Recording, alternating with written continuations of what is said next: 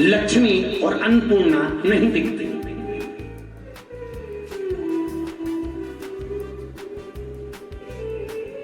बोलो जी जरा जल्दी से बोलो, बस सही बात। हाँ बोलो बहन बोलो, कौन सा घर है जिसके घर में सुख लक्ष्मी अन्नपूर्णा नहीं टिकती? केवल एक ही घर है, और कौन सा घर जिसके घर में सुख लक्ष्मी अन्नपूर्णा नहीं टिकती? जिसके घर की माताएं दूसरे को भोजन परोसते समय अपने लिए बचाकर रख लेती हैं, उसके घर में सुख समृद्धि लक्ष्मी अन्नपूर्णा नहीं टिकती। बहुएं अगर भोजन परोसने के लिए जा रही, 4 मेहमान आ गए, बहुएं 8 मेहमान आ गए, और 8 मेहमान आ गए, उनको परोसने के लिए जब जा रही हैं तो पहले खुद का सोच रही हैं, मेरे लिए तो बच्चे गई, पहले पापड़ मेरे लिए रख लूं, पहले मैं भजिया मेरे लिए रख लूं, पहले मैं खीर मेरे लिए रख लूं, पहले मेरे लिए मैं सामान रख लूं। उस घर में ना लक्ष्मी टिकती है, ना अन्नपूर्णा टिकती है, और ना शांति टिकती है। और जिसके इसलिए पुराने समय की माताएं और आज के समय की बहुएं, दोनों में जमीन आसमान का अंतर है साहब, बहुत अंतर है। इसलिए कहते हैं बहुएं पार्लर में तैयार होती है, सास सत्संग में तैयार होती है। अंतर है, क्रीम की चमक केवल 1 महीने की रहती है, और अच्छे कर्म की चमक जिंदगी भर की रहती है, वो छूटती नहीं है। इसलिए बुजुर्ग माताएं भले 15 लोग भी आ जाएं और उसकी जगह और 4 बढ़ के आ जाएं, तो बुजुर्ग माताएं सबको पेट भरकर खिला देती है। और बहुएं अगर 2 भी ज्यादा बढ़ गए तो पहले के मम्मी पहले से क्यों बताया, ये आने वाले थे पहले से क्यों बताया, 3 और आने वाले थे मम्मी, और आने वाले तो बताना चाहिए था ना, मतलब अभी से उसका मन को छोड़ गया कि मेरे लिए।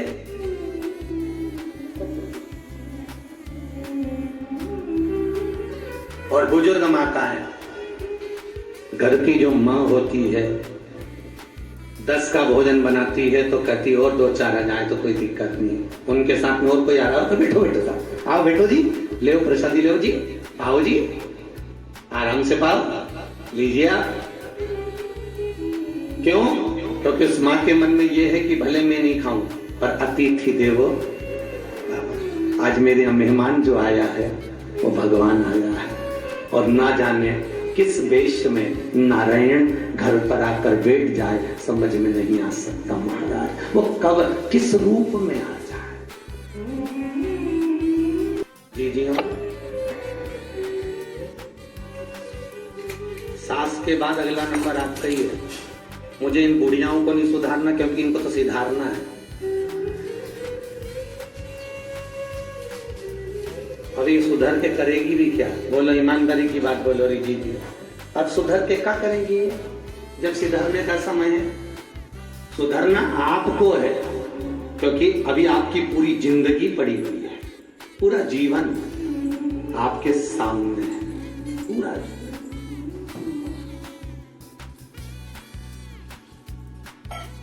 और मेरा निवेदन है बूढ़ी बूढ़ी माताओं से, मेरा निवेदन है आपसे,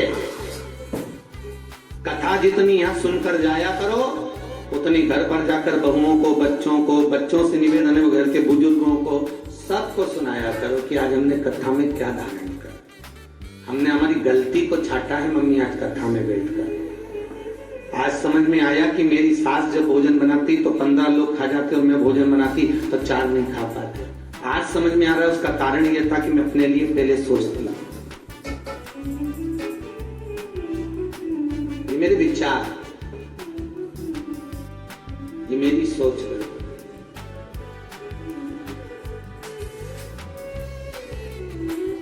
कई लोग कहते हैं महाराज जी शिव पुराण आप थोड़ी सी लेते हैं, बाकी की कथा चलती है दूसरी। तो हमने कहा शिव पुराण है ही ऐसी, महादेव पृथ्वी के देवता हैं, इसलिए पृथ्वी के लोगों की चर्चा चलती है कि आप कैसे होना चाहिए, शंकर की कथा से क्या धारण करना चाहिए। माता पार्वती भगवान शंकर से करेगी कि मेरे बच्चे भूखे हैं, आप भोजन की व्यवस्था करिए। एक धर्म पत्नी अपने पति से ही कह सकती है कि आप भोजन की व्यवस्था करिए।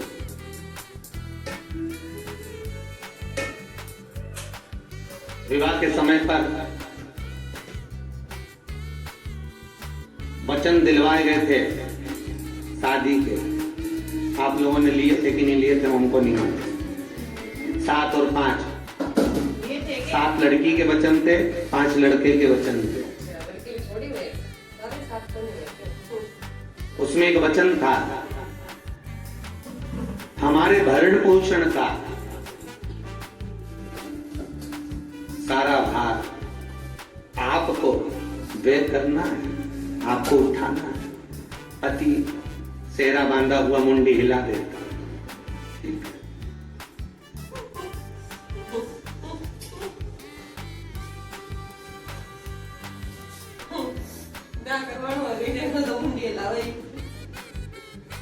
फिर एक वचन लड़की ने लिया था कि आप मेरे माता पिता को, मेरे मायके वालों को सम्मान दीजिएगा,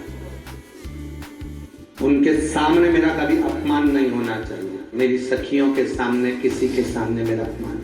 लड़का मुंडी हिला दिया।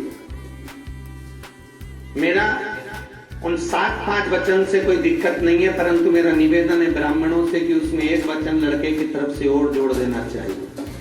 अब आने वाले समय में 6 वचन लड़के के होना चाहिए, उसमें एक वचन ये भी होना चाहिए कि मैं यदि तेरे माँ बाप का आदर करता हूं तो तू भी मेरे माँ बाप का आदर करना चाहिए।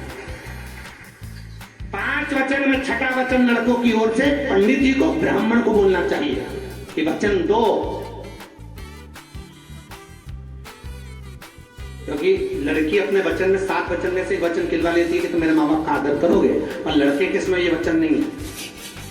इसलिए लड़कों से निवेदन है, ब्राह्मणों से निवेदन है कि वो वर की ओर से ये वचन बोले कि तुम्हें इनके भी माँ बाप का सम्मान करना,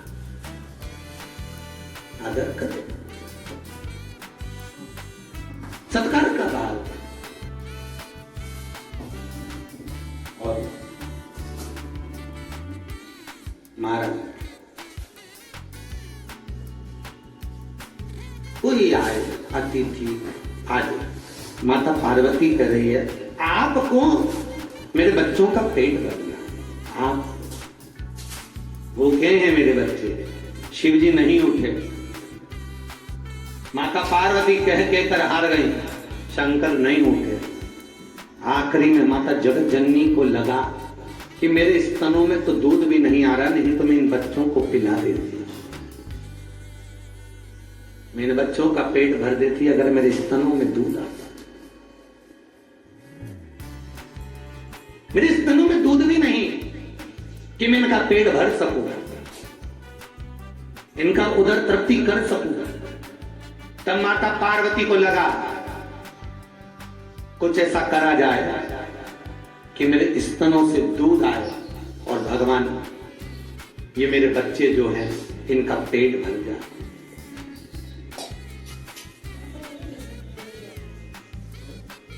मां पार्वती उठी, शिव के सामने गई, गणेश, कार्तिकेय, अशोक सुंदरी, विषहरी, शामरी वारी, दो तली, देव, सारी कन्याएं खड़ी हुई।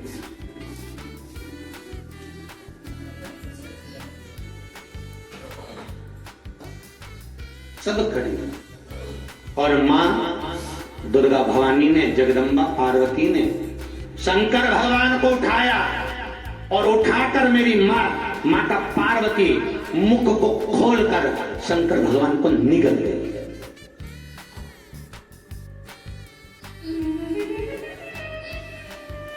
माता पार्वती भगवान शंकर को निगल गई और जैसे शिव को निगली और मां के स्तनों में दूध बहने लगा। मां के स्तनों में दूध आया और भगवान माता पार्वती ने सारे बच्चों का स्तनपान कराया, पेट भरा। सारे देवता हाहाकार कर कर भगवान के शरणागति में आ गए। जगत जननी जगदम्बा माता पार्वती की स्तुति करने लगे, हे माँ, हे जगत धात्री, हे माँ दुर्गा, हे भवानी, हे पार्वती, माँ कृपा करिए। माँ देखो ये होती है माँ।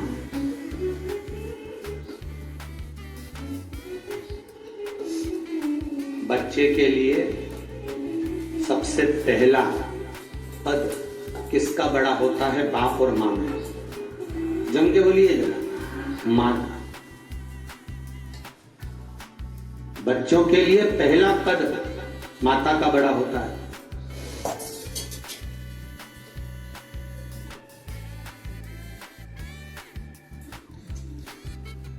और केवल एक माई होती है जो अपने बच्चों से, अपने पति का सम्मान करा सकती है।